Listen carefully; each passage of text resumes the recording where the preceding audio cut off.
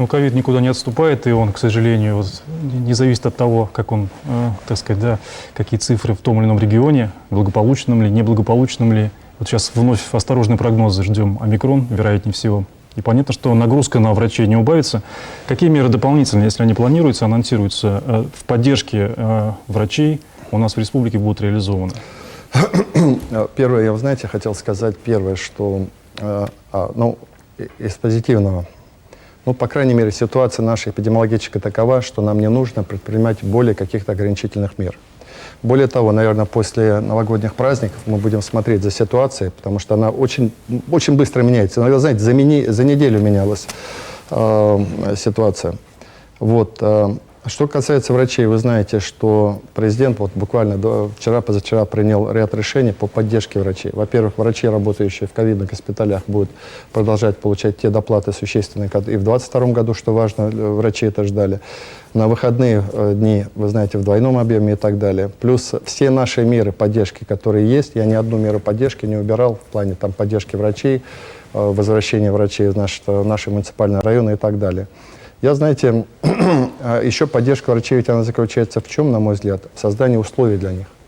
То есть нормальные современные поликлиники, больницы, оборудование современное и так далее. Вот эту вот работу мы постоянно будем продолжать. Не одними деньгами, да? Это вот как раз про деньги. А вот то, что Азамат говорит про омикрон.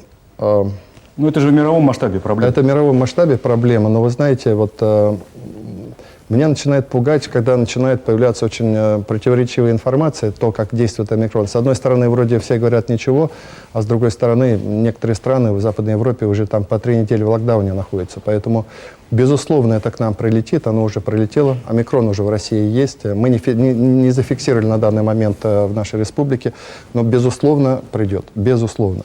Поэтому будем смотреть, как он движется. Но что нас все-таки немножко успокаивает, или вернее делает нас сильнее, то, что мы провакцинировали уже 2 миллиона 178 тысяч человек первым компонентом. Ну, считайте, вот 2 миллиона 200, вот до Нового года мы, наверное, вакцинируем. Нам нужно для так называемого коллективного иммунитета 2 миллиона 400-450 тысяч. То есть мы подбираемся к этому. И это очень важный показатель.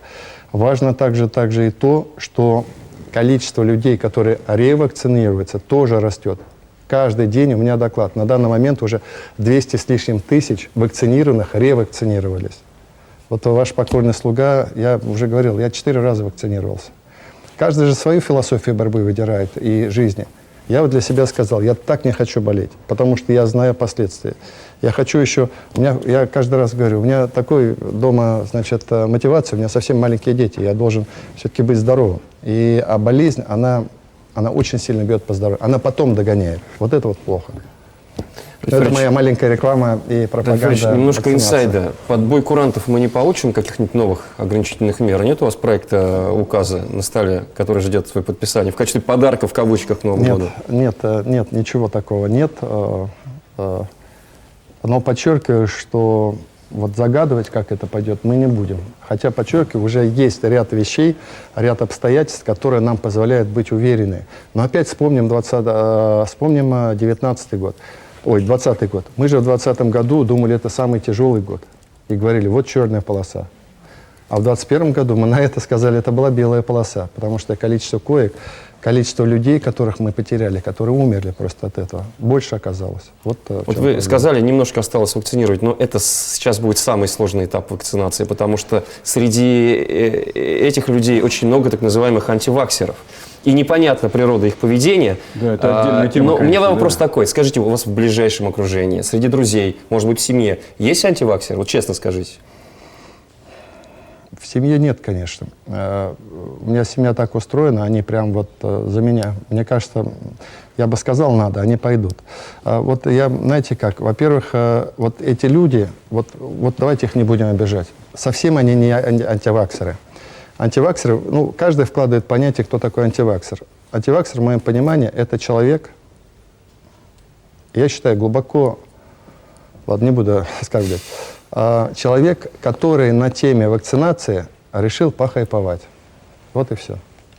Потому что всегда обращают внимание не того, который спокойно пошел вакцинировался, а на того, который «я не буду вакцинироваться», и потом начинает нести ересь какую-то, что происходит от этого. Поэтому это остались люди по разным причинам. По большинству причин это люди, которые боятся за свое здоровье. И у них есть основания такие. Поэтому нам нужно просто их аккуратно очень убеждать. И это люди... А есть добровольно заблуждающиеся? Ну, их и Наверняка. большинство. Знаете, вот я эпизод, знаете, как я предпоследний раз или когда был, значит, такую трагичную картинку смотрел в нашем ковидном госпитале. Я прохожу, и как раз приезжает скорая. И слышу, там беготня, крики такие, каталка, и женщину в каталке везут. Она очень пожилая уже, очень полная женщина. И она, видно, ей сразу, значит, дыхательно, она стонет, она слезы, видно, человек абсолютно в прострации и так далее. И видно, что ей очень плохо. Ее вот заводят и спрашивают, кто-то, Максим Васильевич рядом был, Забелин, говорит, вы вакцинировались, он кричит ей. Она говорит, нет, я думала, вот я же никуда не ходила и так далее. И вот я видел, что происходит, если бы не вакцинирован был, этого не было. Ситуация, к сожалению, печальная.